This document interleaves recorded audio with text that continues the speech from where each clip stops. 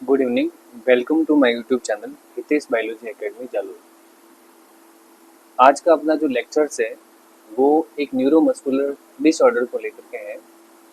उस neuromuscular disorder को जानने से पहले आपको मैं एक इमेज बता रहा हूँ जिसके अंदर एक दवाई और एक बच्चा जिसकी स्थिति जो है एक बीमारी से लेकर ग्रसित हो गई, बीमारी को लेकर के वो बताया हुआ है।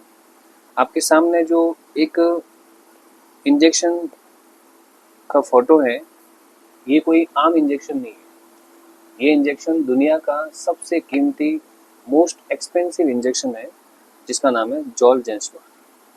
और ये जोलजेंस्मा जो इंजेक्शन है ये ऐसे बच्चे को दिया जाता है, या हम कह सकते हैं कि ऐसे पेशेंट को दिया जाता है जिसको एक बीमारी है जिसका नाम होता है spinal muscular atrophy. Spinal muscular atrophy ये एक ऐसी प्रॉब्लम है जो आपके स्पाइन के अंदर, यानी जो मेरुरज्जु होता है स्पाइनल कोड, उसके अंदर प्रॉब्लम की वजह से होती है, जिसके अंदर आपकी जो न्यूरॉन है, मोटर न्यूरॉन, वो काम करना बंद कर देती है।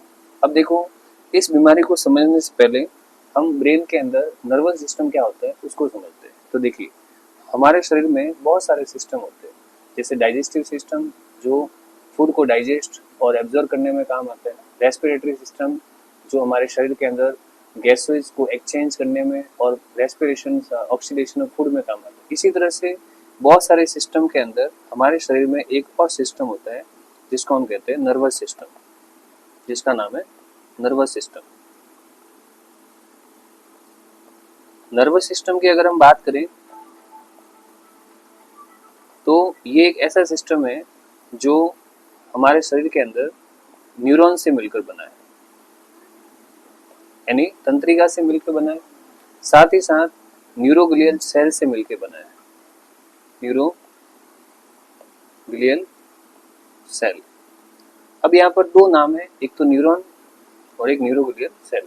दोनों ही अपने आप में अलग अलग होते हैं। न्यूरॉन का मतलब वो सेल जो आपके शरीर के अंदर इम्पल्स को, यानी आवेगों को एक स्थान से दूसरे स्थान तक लेकर जाते हैं, जिसकी वजह से आपकी बॉडी रिफ्लेक्स एक्शन करती है, काम करती है। न्यूरोग्लियल सेल वो सेल होती है जो न्यूरॉन को सपोर्ट करती है, यानी एक प्रकार से हम देखा जाए तो इसको सपोर्ट करने वाली सेल है, जिसकी वजह से ये न्यूरॉन अच्छे तरह से काम करती है। ठीक है, तो ये है नर्वस सिस्टम। अब नर्वस सिस्टम हमारे शरीर के अंदर तीन टाइप का होता है। एक को हम कहते हैं सेंट्रल नर्वस सिस्टम, एक को हम कहते हैं पेरिफेरल नर्वस सिस्टम, एक को हम कहते हैं स्पाइनल, एक को हम कहते हैं autonomous nervous system. Autonomous nervous system. अब देखो, हमारा जो शरीर है उस शरीर के अंदर सबसे इम्पोर्टेंट एक पार्ट होता है जिसको हम कहते हैं ब्रेन। ये जैसे अपना ब्रेन है, ठीक है। अब इस ब्रेन के अंदर यहाँ पर अगर देखा जाए तो इधर की साइड जो है एक सिस्टम पाया जाता है, ये अपना जैसे ब्रेन है, तो इस ब्रेन के अंदर जितना भी न्यूरॉन्स होते हैं, ये जो ब्रेन है उस ब्रेन के अंदर जितने भी न्यूरॉन्स है, करीबन जो है कई बिलियंस में न्यूरॉन पाई जाती है। ये न्यूरॉन इस ब्रेन के पास जितनी भी है वो हमारी बॉडी के अंदर एक सिस्टम बनाती है, उसको कहते हैं central nervous system. Central nervous system का मतलब होता है ऐसा नर्वस सिस्टम जो बॉडी के सेंटर में प्रेजेंट है। और बॉडी के सेंटर के अंदर दो ही चीज होती है, एक तो ब्रेन और एक ब्रेन से निकलने वाला रज्जु जिसको हम कहते हैं स्पाइनल कोड। तो ये आपका ब्रेन है। इस ब्रेन के अंदर जो सिस्टम बन रहा है उसको कहते हैं सेंट्रल नर्वस सिस्टम या सीएनएस। इस ब्रेन से आगे एक फाइबर निकलता है, एक नर्व फाइबर निकलता है, और ये नर्व फाइबर जिसको हम किस नाम से जानते हैं, स्पाइनल कोड। Spinal cord. और ऊपर जो स्ट्रक्चर है इसका नाम है ब्रेन। ठीक है, तो ब्रेन और स्पाइनल कोड, इन दोनों को हम किसका पार्ट मानते हैं, सीएनएस का। सीएनएस हो गया। सीएनएस के बाद दूसरा जो नर्वस सिस्टम हमारे शरीर के अंदर है जिसको हम कहते हैं पीएनएस, पेरिफेरल नर्वस सिस्टम। जैसा कि नाम से पता चल रहा है, ऐसा नर्वस सिस्टम जो अपने सेंट्रल नर्वस सिस्टम के साइड से निकल रहा है। मतलब हम कह सकते हैं कि सेंट्रल नर्वस सिस्टम से कुछ न्यूरॉन निकलती है और वो ब्रेन के, वो अपनी बॉडी के साइड में जाती है, इस टाइप से। अभी जो साइड में न्यूरॉन जा रही है जिनकी संख्या जो है वो ब्रेन के अंदर 12 पेयर होती है, जिसको हम कहते हैं क्रेनियल नर्व्स। और स्पाइनल कोड में इनकी संख्या 31 पेयर्स होती है, जिनको हम कहते हैं स्पाइनल नर्व। ठीक है, तो ब्रेन से निकलने वाले क्रेनियल नर्व, इनका नाम क्या है, क्रेनियल नर्व। Cranial nerve. और जो 31 जोड़ी होते हैं इनको हम कहते हैं स्पाइनल नर्व। तो ब्रेन से निकलने वाली क्रैनियल नर्व और स्पाइनल कोर्ड से निकलने वाली स्पाइनल नर्व, ये दोनों ही न्यूरॉन जो है या नर्व जो है वो हमारे शरीर के अंदर एक दूसरा सिस्टम बनाती है और उस सिस्टम को कहते हैं हम पीएनएस, पेरिफेरल नर्वस सिस्टम। अब पेरिफेरल नर्वस सिस्टम के जैसा एक और सिस्टम ह्यूमन बॉडी के अंदर होता है जिसको हम कहते हैं एएनएस। यही नर्व जब आपके शरीर के अंदर कुछ विसरल ऑर्गन में चली जाए, आपकी बॉडी के विसरल ऑर्गन, सॉफ्ट ऑर्गन जैसे कि स्टोमक है, इंटेस्टाइन है, अगर यही न्यूरॉन अगर बॉडी के उस भाग में चली जाए तो उसको हम कहते हैं एएनएस। इसका मतलब पीएनएस और एएनएस कोई अलग पार्ट नहीं है। सेंट्रल नर्वस सिस्टम से दो टाइप की न्यूरॉन जाती है, एक वो न्यूरॉन जो आपकी मसल्स में जा रही है, एक वो न्यूरॉन जो आपके हैंड्स में जा रही है, उस आपके पैरों में जा रही है, उसको हम कहते हैं पेरिफेरल नर्वस सिस्टम, जो मोस्टली मसल्स के अंदर जो है जाती है और न्यूरोमस्कुलर जंक्शंस भी बनाती है और स्केलेटल मसल्स में जाती है, ये समझो कि तो उनको हम पेरिफेरल नर्वस सिस्टम कहते हैं, जो एक प्रकार का सोमेटिक नर्वस सिस्टम भी है। दूसरी तरफ सेंट्रल नर्वस सिस्टम से कुछ न्यूरॉन ऐसी होती है जो आपकी बॉडी के अंदर स्केलेटल मसल्स में जाने के बजाय स्मूथ मसल्स के अंदर चली जाए, यानी ऐसी मसल्स जो आपकी बॉडी के विसरल ऑर्गन बना रही है वहां चली जाए, तो उसको हम कहते हैं ऑटोनोमस नर्वस सिस्टम। अब बात करते हैं पेरिफेरल नर्वस सिस्टम की। आपको जो स्पाइनल कोड दिख रहा है, इस स्पाइनल कोड के अंदर अभी बताया कि जो साइड से न्यूरॉन निकलती है इसकी संख्या कितनी है, 31 पेयर्स, ठीक है, 31 पेयर तो इनकी संख्या है। अब ये जो न्यूरॉन साइड में जा रही है, ये न्यूरॉन एक्चुअल में हमारे शरीर में दो टाइप की होती है। दो टाइप का मतलब, एक तो वो न्यूरॉन जो आपके बॉडी के अंदर सेंस को लेकर के जाती है ब्रेन तक, यानी उसको हम कहते हैं सेंसरी न्यूरॉन। क्या कहेंगे, सेंसरी न्यूरॉन। और एक वो न्यूरॉन जो सेंस का रिफ्लेक्स देती है, what ever kind of stimulation when occurring inside the body, तो उसका रिफ्लेक्स देने के लिए, उसका जवाब देने के लिए जो दूसरी न्यूरॉन होती है उसको हम कहते हैं मोटर न्यूरॉन। तो इसका मतलब हमारे शरीर के अंदर दो टाइप की न्यूरॉन होती है जो हमारे स्पाइनल कोड के थ्रू जुड़ी होती है, जिसको हम कहते हैं सेंसरी न्यूरॉन और मोटर न्यूरॉन। सेंसरी न्यूरॉन क्या होती है, जैसे आपकी स्किन पे कोई चीज टच हुई, वेदर इट इज हॉट और कोल्ड, तो कोई भी चीज टच होती है तो आपकी स्किन के अंदर न्यूरॉन्स होते हैं, तंत्रिकाएं होती है। ये न्यूरॉन क्या करती है, मैसेज को लेके जाती है स्पाइनल कोड के पास और स्पाइनल कोड से जाती है ब्रेन के पास, और ब्रेन को इस बात का मैसेज देती है कि कोई चीज भले वो ठंडी हो या गर्म हो, वो हमारी बॉडी के टच हुई है। तो ऐसे न्यूरॉन जो आपकी स्किन के ऊपर किसी चीज के टच होने से, आपकी स्किन के जो रिसेप्टर है वहां पर टच होने का सिग्नल आपको ब्रेन को दे रही है कि कोई चीज टच हुई है, तो मैसेज दे रही है, उसको कहते हैं सेंसरी न्यूरॉन। अब ब्रेन के पास एक और कलेक्शन ऑफ न्यूरॉन होता है, एक एरिया होता है मोटर एरिया, और उस मोटर एरिया से एक न्यूरॉन निकलती है जो सीधे आपके हाथ की मसल्स पे जाएगी और मसल्स पे जाके मूवमेंट कराएगी। क्यों मूवमेंट कराएगी, क्योंकि आपके हाथ पे कोई गर्म या ठंडी चीज टच हुई है। अगर गर्म चीज टच हुई है तो आपका हाथ जल सकता है, तो उस जली वो हाथ जो जले उससे पहले ही मोटर न्यूरॉन जो है वो इतना फास्ट इम्पल्स लेके आती है कि आपके मसल्स, जो हाथों में मसल्स है स्केलेटल मसल्स, वो न्यूरॉन वहां जाएगी, वहां पर इम्पल्स लेके जाएगी और आपके हाथ के अंदर मूवमेंट कराएगी और ये कहेगी कि भाई हाथ हटा दो नहीं तो हाथ जल जाएगा। इन दैट केस हम कह सकते हैं कि एक पहले वाली न्यूरॉन थी जिसका नाम दिया सेंसरी न्यूरॉन, जो आपकी स्किन के रिसेप्टर से टच हो रही थी और आपको इस बात का एहसास दिला रही थी कि कोई गर्म या ठंडी चीज आपके टच हुई है। और दूसरी वो न्यूरॉन जो ब्रेन से मैसेज लेके मसल्स तक आ रही है, हाथ की मसल्स तक, और ये बात कह रही है कि गर्म चीज टच हुई है, हाथ जल सकता है, हाथ हटा दो। इसका मतलब हमारी बॉडी में दो टाइप की न्यूरॉन है, ठीक है।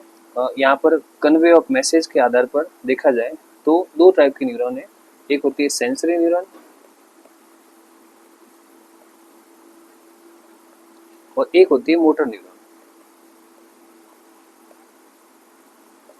अब सेंसरी न्यूरॉन का अभी बताया कि ये वो न्यूरॉन है जो मैसेज को कहाँ लेके जाती है, ब्रेन तक, यानी हम कह सकते हैं कि बाहर से कोई चीज आपके टच हो रही है उसको कहते हैं स्टिमुलेटर। स्टिमुलेटर का मतलब वो चीज जो आपकी स्किन से टच हो रहा है, कोई गर्म चीज, कोई ठंडी चीज, कोई करंट वगैरह है, कोई हवा वगैरह है, ठीक है। ये स्टिमुलेटर आपकी स्किन से टच हो रहे, स्किन के ऊपर क्या होते हैं, स्किन की जो सेल है वो स्टिमुलेटर को टच होते ही उनको पता, डिटेक्टर का काम करती है, इसको हम कहते हैं रिसेप्टर। ये रिसेप्टर है, ये संवेदक है जो इस बात का पता लगाते हैं कि स्किन पे कोई चीज टच हुई है। फिर यहाँ से एक न्यूरॉन निकलती है, वो न्यूरॉन पहले तो जाती है स्पाइनल कोड के पास, और स्पाइनल कोड से फिर जाती है ब्रेन के पास, और ब्रेन को इस बात का एहसास दिलाती है कि कोई चीज हमारे टच हुई है। तो ये जो न्यूरॉन दिख रही है इसको कहते हैं सेंसरी न्यूरॉन। अब मोटर न्यूरॉन क्या होती है? मोटर न्यूरॉन की अगर बात करें तो ब्रेन के अंदर एक एरिया होता है जिसको कहते हैं मोटर एरिया।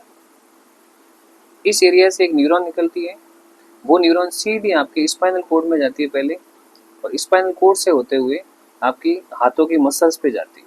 ये मसल्स है, यहाँ पर जाती है। अब इस मसल्स के अंदर जाकर के मूवमेंट कराती है, और मूवमेंट कैसा कराती है कि भाई हाथ जल रहा है, हाथ को हटा दो। तो ये जो न्यूरॉन है उसको कहते हैं मोटर न्यूरॉन।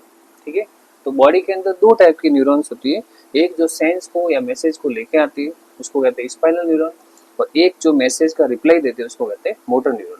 अब मैंने अभी जो एक डिजीज का नाम बताया जिसका नाम है स्पाइनल मस्कुलर एट्रोफी, ये एक ऐसी बीमारी है जो हमारे शरीर के अंदर एक मोटर न्यूरॉन से रिलेटेड बीमारी है। अभी बताया कि मोटर न्यूरॉन क्या करती है। मोटर न्यूरॉन जो है वो ब्रेन के अंदर के सिग्नल का रिफ्लेक्स देती है, यानी ब्रेन के अंदर जो सेंसरी मैसेज आया है, सेंसरी नर्व के द्वारा जो मैसेज आया है उसका रिफ्लेक्स देने का काम करती है मोटर न्यूरॉन। अब अगर ये मोटर न्यूरॉन खराब हो जाए तो आपके ब्रेन के थ्रू जो भी रिफ्लेक्स एक्शन आ रहा है वो नहीं आ पाएगा, और उसी की वजह से प्रॉब्लम शुरू हो जाएगी। और उन इतनी सारी प्रॉब्लम में एक प्रॉब्लम जो है उसका नाम है स्पाइनल मस्कुलर एट्रोफी। ठीक है, अब नाम से पता चल रहा है, एस का मतलब होता है स्पाइनल, यानी आपकी प्रॉब्लम किससे जुड़ी हुई है? स्पाइनल कोड से जुड़ी हुई है, मेरुरज्जु से जुड़ी हुई है। एम का मतलब मस्कुलर। मस्कुलर क्यों कहा? क्योंकि आपकी स्पाइनल कोड से कौन सी न्यूरॉन आ रही है? मोटर न्यूरॉन, और ये मोटर न्यूरॉन किससे जुड़ रही है? मसल से जुड़ रही है। अब आपको इस बात का पता ही होगा कि हमारी जो मोटर न्यूरॉन है ये जब मसल से जुड़ती है, ये जैसे मसल्स है, for example it is muscles, और ये आपकी जो आ रही है न्यूरॉन। अब न्यूरॉन का सबसे लास्ट वाला भाग क्या कहलाता है? एक्सॉन, और ये एक्सॉन के टर्मिनल से। अब एक्सॉन के टर्मिनल और मसल्स के बीच में एक कनेक्शन बनता है जिसको कहते हैं NMJ, जिसको हम कहते हैं neuro muscular junction. Neuro muscular junction, ये वो जंक्शन है जिसमें न्यूरॉन के जो आवेग होते हैं, न्यूरॉन के जो इम्पल्स है वो मसल्स पे जाते हैं, और उसके वजह से मसल्स में कॉन्ट्रैक्शन होता है। अब क्या होगा अगर ये प्रॉब्लम शुरू हो गई? कौन सी प्रॉब्लम? SMA, यानी स्पाइनल मस्कुलर एट्रोफी। तो उसमें क्या होगा कि जो स्पाइनल कोड से मैसेज जा रहे हैं न्यूरॉन पे, अब जिस न्यूरॉन से जा रहे हैं उस न्यूरॉन का नाम है मोटर नर्व। ठीक है, लेकिन मोटर नर्व आपकी बॉडी में काम नहीं कर रही है, और मोटर नर्व काम नहीं करेगी तो मोटर नर्व के जो इम्पल्स है वो आपकी जो मसल्स है वहां तक आ नहीं पाएंगे। मसल्स तक नहीं आ पाएंगे तो मसल्स सेल जो है वो मूवमेंट करेगी नहीं। मूवमेंट करेगी तो हम कह सकते हैं it will become dysfunctional. Dysfunctional हो जाएगी तो काम नहीं करेगी, तो एक प्रकार से धीरे धीरे वो पार्ट डेड हो जाएगा। डेड हो जाएगा, हम कह सकते हैं पैरालिसिस हो जाएगा, लकवा हो जाएगा, और ऐसी कंडीशन में इसको हम कहते हैं एट्रोफी। तो ए का मतलब होता है एट्रोफी। एट्रोफी का मतलब होता है कि बॉडी का कोई भाग डेड हो जाना, जिसके बाद में वहां पर ब्लड सप्लाई रुक जाती है, वो भाग एकदम ब्लैक हो जाएगा, गैंग्रीन जैसी स्थिति आ जाती है। तो एक ऐसी बीमारी जो आपकी स्पाइनल कोड से रिलेटेड है, आपकी स्पाइनल कोड से जो मैसेज कन्वे हो रहा है मसल्स तक, उसको ले जाने वाली जो न्यूरॉन्स होती है जिसका नाम है स्पाइनल, जिसका नाम है मोटर न्यूरॉन, वो मोटर न्यूरॉन खराब हो गई और मोटर न्यूरॉन डेड हो गई, हम कह सकते हैं उसको ढंग से न्यूट्रिशन नहीं मिला, तो वो प्रॉब्लम शुरू हो जाती है। अब बात करते हैं ये न्यूरॉन खराब हुई क्यों, इसका रीजन क्या है। तो सुनो, हमारे शरीर के अंदर ह्यूमन की अगर बात करें तो ह्यूमन में जो डिप्लॉइड सेल होती है, डिप्लॉइड सेल का मतलब जिसमें क्रोमोसोम 2n होते हैं, गुणसूत्र जो है वो हमेशा 2n फॉर्म में होते हैं। आपको पता ही है हमारी बॉडी में स्पर्म और ओवम हैप्लॉइड सेल है, अगुणित कोशिका है। वही स्पर्म और ओवम के अलावा, शुक्राणु अंडाणु के अलावा जितनी कोशिका है वो 2n है। 2n है तो 2n बराबर हर कोशिका में कितने गुणसूत्र है? 46। अब हर गुणसूत्र जो है वो जोड़े में है, तो 46 को हम क्या कह सकते हैं? 23 जोड़ी गुणसूत्र कह सकते हैं। 46 क्रोमोसोम को हम 23 पेयर्स ऑफ क्रोमोसोम कह सकते हैं। यानी हमारे शरीर में हर सेल में क्रोमोसोम्स के 23 पेयर्स है। अब इन 23 पेयर्स में से एक पेयर से पांचवा, 5th नंबर का आता है। 5th नंबर का जो क्रोमोसोम है जिसको हम ऑटोसोम कहते हैं, ठीक है। तो अब ये जो 5th नंबर का क्रोमोसोम है ये है क्रोमोसोम्स इस टाइप से। अब इस क्रोमोसोम के अंदर क्या पाए जाते हैं, डीएनए पाए जाते हैं। ठीक है, इसके अंदर क्या पाए जाते हैं, डीएनए। 5वें नंबर के क्रोमोसोम्स है, उसके अंदर का जो डीएनए है, उस डीएनए को अगर हम इस टाइप से बताएं तो इस डीएनए में एक टुकड़ा होता है जिसको हम कहते हैं जीन। ठीक है, और वैसे तो डीएनए में हजारों जीन है, कई हजारों जीन है, पर अब डीएनए में एक टुकड़ा है जीन का, और उस जीन को हम कहते हैं survival motor neuron gene, SMN1 gene. इस जीन का नाम है सर्वाइवल मोटर न्यूरॉन जीन। ठीक है, what is the name of gene, survival motor neuron gene. ठीक है, अब ये जो जीन है, ये जीन एक प्रोटीन बनाती है। डीएनए से हमेशा क्या बनता है, आरएनए, और आरएनए से क्या बनेगा, प्रोटीन। तो ये जीन जो है, ये पहले आरएनए बनाती है और उसके बाद में एक प्रोटीन बनाती है जिसको कहते हैं survival motor neuron protein, SMN protein बनती है। ठीक है, अब ये प्रोटीन जो है मोटर न्यूरॉन के अंदर बनावट का काम करता है और उसी की वजह से मोटर न्यूरॉन काम करती है। अब होता क्या है, एक बच्चे के अंदर डीएनए में 5वें नंबर का जो क्रोमोसोम है, उसके डीएनए में म्यूटेशन हो जाता है, उत्परिवर्तन हो जाते हैं, और उसमें SMN1 नाम की जो जीन है वो या तो डिफॉल्ट हो जाती है, या तो हम कह सकते हैं फॉल्टी हो जाती है, यानी उसके अंदर डिसफंक्शनल कंडीशन आ जाती है, काम करना बंद कर देगी, या फिर वो म्यूटेशन के अंदर कहीं डिलीट हो जाती है, एब्सेंट हो जाती है। तो due to absence of gene और बिकम फॉल्टी ऑफ जीन, कोई भी कंडीशन फॉल्टीनेस आ जाए, कोई भी ऐसी कंडीशन में SMN जो जीन है वो अगर खराब हो गई, एब्सेंस हो गई या डिसफंक्शनल हो गई, तो उससे बनने वाला जो प्रोटीन है वो या तो बनेगा नहीं, या हम कह सकते हैं बनेगा तो डिसफंक्शनल हो जाएगा। तो इस वजह से आपकी मोटर न्यूरॉन क्या हो जाएगी, खराब हो जाएगी, और मोटर न्यूरॉन खराब हो जाएगी तो फिर ये प्रॉब्लम शुरू हो जाएगी SMN। अब ये कितने टाइप की होती है, तो देखो ये जीन जो है वो कई टाइप की होती है। जैसे हम कह सकते हैं SMN1 SMN जीन है, ये जीन कितने टाइप की होती है। पहली जीन का नाम है SMN1 जीन। इसकी वजह से जो प्रॉब्लम शुरू होगी, अगर ये जीन खराब होगी तो उसकी वजह से स्पाइनल मस्कुलर एट्रोफी का टाइप 0 शुरू होगा। ठीक है, पहले इसको हम कह सकते हैं SMN जीन। इस जीन के अंदर कई टाइप है, जैसे ये जीन SMN1 भी हो सकती है, SMN2 भी हो सकती है, SMN3 भी हो सकती है, SMN4 भी हो सकती है, बहुत सारी होती है। ठीक है, अब इसके आधार पर जो स्पाइनल मस्कुलर एट्रोफी है, यानी SMA नाम की जो डिजीज है, उसके कई टाइप है। जैसे सबसे पहले टाइप 0, फिर टाइप 1, फिर टाइप 2, फिर टाइप 3, उसके बाद में टाइप 4। आपको मैंने स्पाइनल मस्कुलर एट्रोफी के टोटल 4 टाइप बताए, 4 नहीं 5 टाइप बताए। अब इनमें सबसे सीवियर और सबसे खतरनाक अगर बीमारी है तो वो टाइप 0 वाली।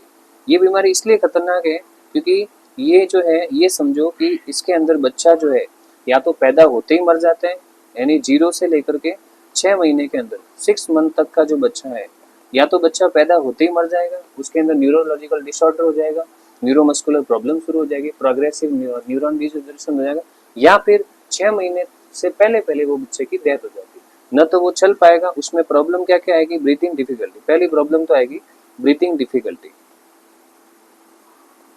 Breathing difficulty.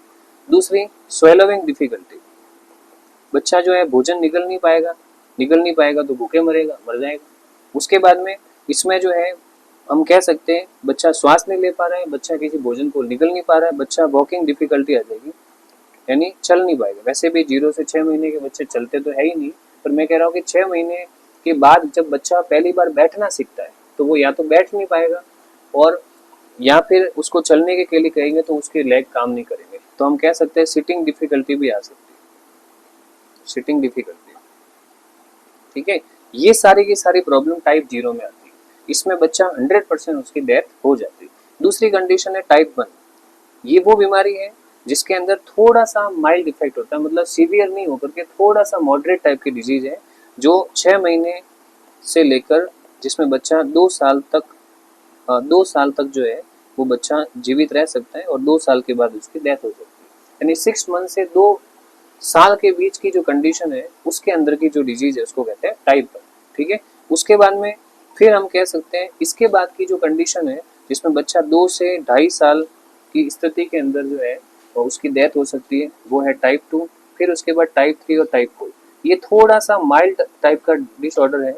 माइल्ड टाइप का डिसऑर्डर का मतलब है कि इस डिसऑर्डर के अंदर बच्चा सर्वाइव कर सकता है, जीवित रह सकता है, ठीक है ना, जीवित रह सकता है।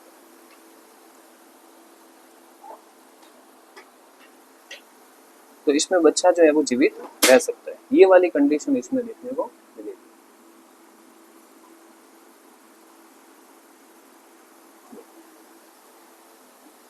ये वाली कंडीशन इसमें देखने को मिलेगी, ठीक है। तो ये सारा का सारा प्रोसेस में जो है होता है। अब बात करते हैं इसका ट्रीटमेंट क्या है। ये जो बीमारी अगर हो जाए तो इसका ट्रीटमेंट क्या है, तो सुनो, हम बात करते हैं ट्रीटमेंट। तो देखो, इसका ट्रीटमेंट साइंटिस्ट ने एक ही बताया कि ये एक ऐसी गंभीर बीमारी है जो सीधा इंसान के सेंट्रल नर्वस सिस्टम से जुड़ी हुई है और बहुत ही गंभीर बीमारी है। और इस टाइप की बीमारी का एक ही इलाज है कि आपके डीएनए में, मतलब जिस इंसान की बॉडी में डीएनए के अंदर जीन फॉल्ट हुई है या एब्सेंस है, उस जीन को वापस डालो। तो ऐसी कंडीशन में साइंटिस्ट ने क्या किया, एक इंजेक्शन तैयार किया। ये वही इंजेक्शन है जिसके बारे में हमने पहले जिक्र किया था, और उस इंजेक्शन का नाम है जोलजेस्मा। जोलगेंसमा नाम का जो इंजेक्शन है, इसको कैसे तैयार किया कि आपके डीएनए में 5वें क्रोमोसोम की जो डीएनए है उसमें जो जीन एब्सेंट है, पहले उस जीन को बायोटेक्नोलॉजी ने लेबोरेटरी के अंदर बनाया गया, ठीक है। SMN1 नाम की जीन है, उसको बनाया गया। अब बना तो दिया, उसको बॉडी में कैसे भेजे, तो आपके सेंट्रल नर्वस सिस्टम को भेजना है, तो उसके लिए फिर उन्होंने एक वेक्टर का इस्तेमाल किया जिसको वायरस कहते हैं। You can use virus, you may use bacteriophage और बैक्टीरिया, ठीक है। आप बैक्टीरिया या वायरस या किसी भी ऐसी सेल का यूज कर सकते हो जो कैरियर का काम करती है, जो आपके इस जीन को आपके उस 5th क्रोमोसोम के डीएनए तक लेकर के जाए और जोड़ सकते हैं। It is a part of gene therapy, ठीक है। तो जीन थेरेपी के रूप में साइंटिस्ट ने क्या किया कि एक ऐसी इंजेक्शन तैयार किया जो SMN1 नाम की जो जीन है, वो आपके डिफॉल्ट जो डीएनए है उसके अंदर जो डिफॉल्ट एरिया है वहां तक ये आराम से जाकर के जुड़ता है। तो इसका इंजेक्शन जो है, इसको बनाने में साइंटिस्ट को कई साल लगे। ये कह सकते हैं कि कई ट्रायल किए साइंटिस्ट ने, क्लिनिकल ट्रायल किए, लेकिन कई बार फेल भी हो जाते हैं। और बहुत ही ज़्यादा रिस्क उठा करके साइंटिस्ट ने ये इंजेक्शन कई सालों बाद तैयार किया। और फिर साइंटिस्ट का ये भी कहना था, ये इंजेक्शन अगर किसी बंदे के नहीं लगता है उसकी डेथ फिक्स है, लेकिन अगर ये इंजेक्शन जीवन में एक बार भी लग गया, वो उसकी डेथ जो है, उस बीमारी से जो डेथ हो रही है वो रुक जाएगी। इवन उसमें लाइफ स्पेन भी ज़्यादा हो जाएगी। अगर बंदा, जैसे मान लो फॉर फ्यूचर अगर 50 साल की उम्र में डेथ होगी, तो उसके जीवन का जो स्पेन है वो भी बढ़ जाएगा। उससे आगे 2-4 साल या हो सकता है उससे आगे भी उसका लाइफ स्पेन जो है वो बढ़ जाएगा। तो इसी बात को देखते हुए साइंटिस्ट ने क्या किया, इसका प्राइस काफ़ी ज़्यादा रख लिया और इसका प्राइस जो है वो 16 करोड़ रुपए है। 16 करोड़ का ये इंजेक्शन आता है। इवन मेडिकल साइंस में अभी तक का सबसे महंगा इंजेक्शन जो है वो कंसीडर किया गया है, ठीक है। तो इस इंजेक्शन को जो है लगाया जाता है, जिसकी वजह से परमानेंटली स्पाइनल मस्कुलर एट्रोफी जो है वो खत्म हो जाती है और उसके बाद में एक इंसान जो है, एक बच्चा जो है वो नॉर्मली जो है वो कवर कर सकता है। ये वो जीन है जो डिफॉल्ट है, जिसके अंदर ये सब कंडीशंस देखने को मिली, ठीक है। ये वो जीन है जिसमें ये सारी प्रॉब्लम्स जो होती है और उसके बाद में इस तरह से जो है वो ट्रीटमेंट कवर किया जाता है। तो आज हमने SMA स्पाइनल मस्कुलर एट्रोफी, जो कि एक न्यूरोमस्कुलर डिस्ट्रोफी है, एक प्रकार की प्रोग्रेसिव डीजनरेशन टाइप का डिसऑर्डर है, उसके बारे में हम लोगों ने डिस्कस किया। आई होप कि ये लेक्चर आपको बहुत ही तरीके से समझ में आया होगा और इंटरेस्टिंग के साथ आपने उसको देखा होगा। इसी तरह के दैनिक जीवन से जुड़ी हुई बीमारियां और साथ ही साथ 11th-12th की बायोलॉजी, जो नीट बायोलॉजी है, उसके लेक्चर्स को कंटिन्यू देखने के लिए मेरे चैनल को सब्सक्राइब करें और ज़्यादा से ज़्यादा उन बच्चों को शेयर करें जिनको इस टाइप के लेक्चर्स की नीड है, जो घर बैठे फ्री में अपने जो है बायोलॉजी के कॉन्सेप्ट अच्छे करना चाहते हैं। मैं पूरी कोशिश करता हूँ कि मैं बायोलॉजी के हर टॉपिक का सिक्वेंशियल वीडियो बनाऊँ, ताकि वो वीडियो आप तक पहुँचे और आप लोग जो है उसको देखें और उससे कुछ सीखें। धन्यवाद।